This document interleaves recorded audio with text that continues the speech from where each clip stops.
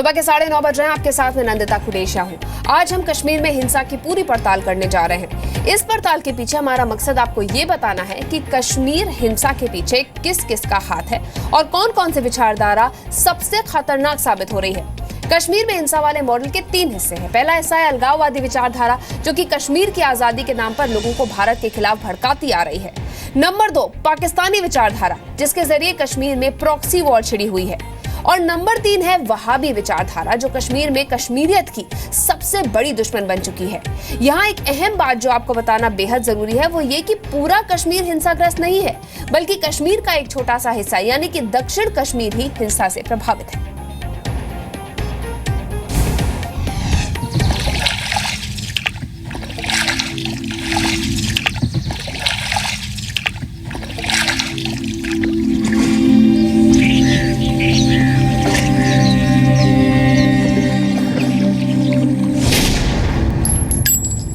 जान देने को तैयार हो, लेने को भी। मकसद हमारा है जहाद।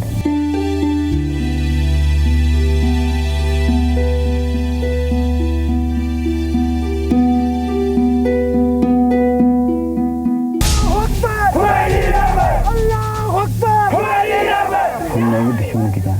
दुश्मन कौन? दुश्मन है हमारी इंडियन आर्मी। दुश्मन इंडिया दुश्मन है हमारे सामने। इस्लामी इनकलाब। किसके खिलाफ?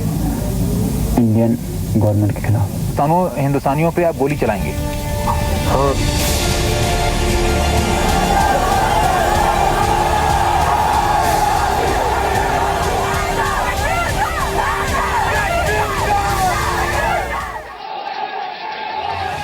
धरती के जन्नत को जहन्नुम बनाने की कोशिश आज से नहीं दशकों से चल रही है, लेकिन बीते 2 महीनों से जन्नत के जर्रे जर्रे में हिंसा का जहर घोला जा रहा है।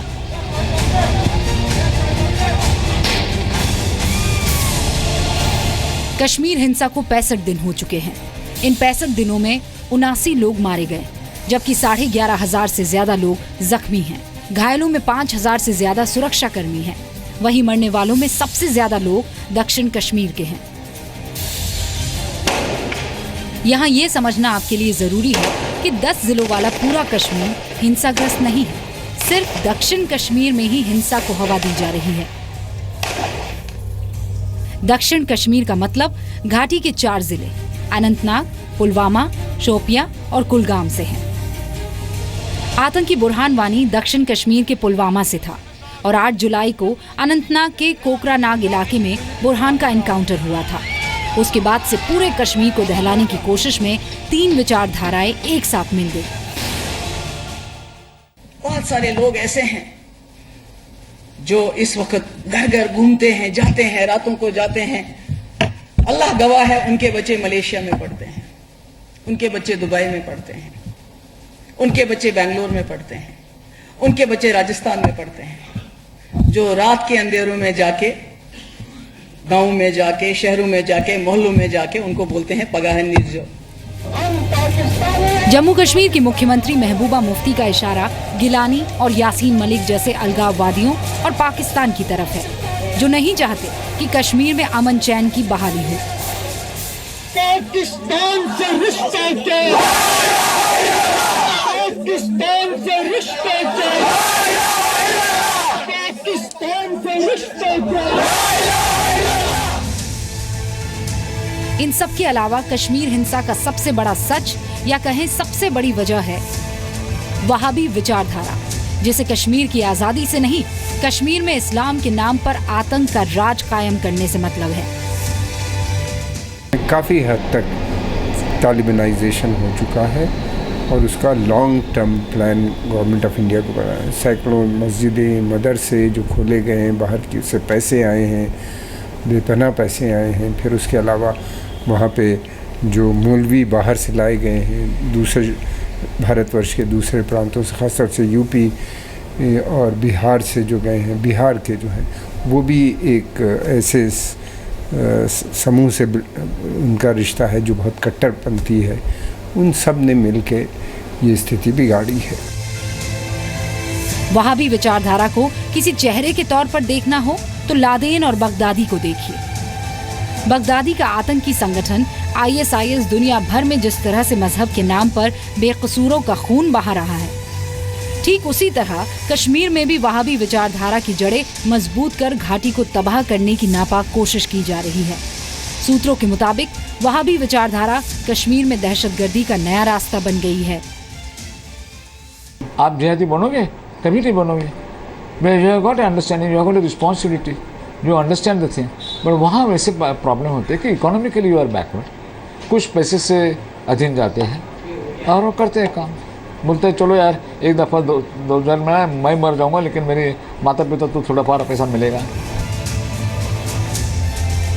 एक जमाने में कश्मीर के लोग सूफीवाद के मुरीद हुआ करते थे, लेकिन अब माहौल में वहाबी जहर को घोलकर सूफीवाद यानी सूफिज्म को खत्म किया जा रहा है और ये सब पाकिस्तान के पैसों से हो रहा है। इसी साल 18 जुलाई को जी न्यूज ने दिखाया था कि किस तरह कट्टर वहाबी विचारधारा कश्मीर में जड़ें जमा रही है। पिछले कुछ साल में जम्मू कश्मीर में इस तरह की मस्जिदों और मदरसों की संख्या में तेजी से इजाफा हुआ है, जिसका मकसद मुस्लिम युवाओं को ज्यादा से ज्यादा कट्टर बनाना है। बहुत सारी संख्या बढ़ी है, बहुत सारे, बिकॉज उनका बैकबोन पैसा सूदिया से और मुख्तलिफ कंट्रीज से जो पैसा उनको आ रहा है। नहीं तो गाँवों में 4 बंदे कैसे एक बहुत बड़ा इंस्टीट्यूट बना सकता है, नहीं तो मतलब कहीं पे 500 फैमिलीज़ हैं, वहाँ पे एक फैमिली कैसे कोई इंस्टीट्यूट या कोई मॉस्क बना सकते हैं। ध्यान देने वाली बात यह भी है कि इन इमारतों को बनाने वालों के खिलाफ बोलना तो दूर, इसकी बात करने से भी लोग डरते हैं। ऐसे में इस बात का भी शक होता है कि कहीं विदेशी ताकतें कश्मीर को दहलाने के लिए कोई बड़ी साजिश तो नहीं रच रही हैं। इस शक का आधार है वो खुफिया रिपोर्ट जिसमें ये बताया गया है कि पाकिस्तान से हवाला के जरिए हर साल 100 करोड़ रुपए कश्मीर में भेजे जाते हैं। पिछले 1.5 साल से घाटी के इन इलाकों में आतंकवादी गतिविधियां काफी तेजी से बढ़ी है। इन इलाकों से आए दिन आतंकवादियों से मुठभेड़ की खबरें तो आती हैं, लेकिन तस्वीर बहुत कम देखने को मिलती है। बांदीपुरा का इलाका बहुत सेंसिटिव इलाका कहा जाता है। कट्टरपंथी ताकतें लगातार जम्मू कश्मीर में मस्जिदें खड़ी कर रही हैं, जिनका उपयोग भी उतना नहीं होता और इससे सबसे ज़्यादा आहत कश्मीर के मूल कश्मीरी भी हैं, क्योंकि उनको लग रहा है कि कट्टरपंथियों की ताकत लगातार बढ़ती जा रही है। हैरानी की बात यह है कि मस्जिदें तो भारी पैमाने पर बन रही हैं, लेकिन इन्हें कौन बना रहा है और इसमें किसका पैसा लग रहा है, इसके बारे में किसी को कोई जानकारी नहीं है। एक रिपोर्ट के मुताबिक लगभग 17,000 करोड़ रुपए इस तरीके की मस्जिदों पर खर्च किए गए हैं। 700 से ज़्यादा मस्जिदें पिछले 10 साल में तैयार की गई हैं। सवाल ये उठ रहा है कि आखिर इस तरीके की मस्जिदें बन रही हैं तो फिर खुफिया एजेंसी और सरकार कर क्या रहे हैं। इन मस्जिदों से सबसे ज्यादा चिंता सूफी समाज के लोगों को है। उनके मुताबिक कट्टरपंथी विचारधारा के लोग पैसों के दम पर पूरे जम्मू कश्मीर में आलिशान धार्मिक इमारतें खड़ी करने की मुहिम में जुटे हैं, जिसका सबसे बड़ा मकसद कश्मीर में सूफी विचारधारा को खत्म करके नौजवानों में कट्टरपंथी सोच भरकर उन्हें आतंक के रास्ते पर ले जाना है। ये सब एक दिन में नहीं हुआ। कश्मीर को दहलाने का ये प्लान पाकिस्तान ने साल 1988 में तैयार किया था। आपको ये जानकर काफी हैरानी होगी कि जम्मू कश्मीर में कट्टरपंथी विचारधारा को बढ़ावा देने और उस विचारधारा की धार्मिक इमारतों को खड़ा करने के लिए मोटी रकम मुहैया कराई जा रही है। ये पैसे सऊदी अरब, ब्रिटेन और पाकिस्तान से भारत में भेजे जा रहे हैं। सुरक्षा एजेंसियों के मुताबिक दहशतगर्द मस्जिदों को इसलिए बनवा रहे हैं क्योंकि उन्हें पता है कि सुरक्षा बलों का मस्जिदों के अंदर घुसना लगभग नामुमकिन है। अश्विनी गुप्ता और राहुल सिन्हा के साथ ब्यूरो रिपोर्ट, जी मीडिया। आपको बता दें, कश्मीर में आज 66वें दिन भी कर्फ्यू लगातार जारी है और अभी कहा गया है गृह मंत्रालय की तरफ से कि हालात को 1 हफ्ते के अंदर काबू में किया जाए।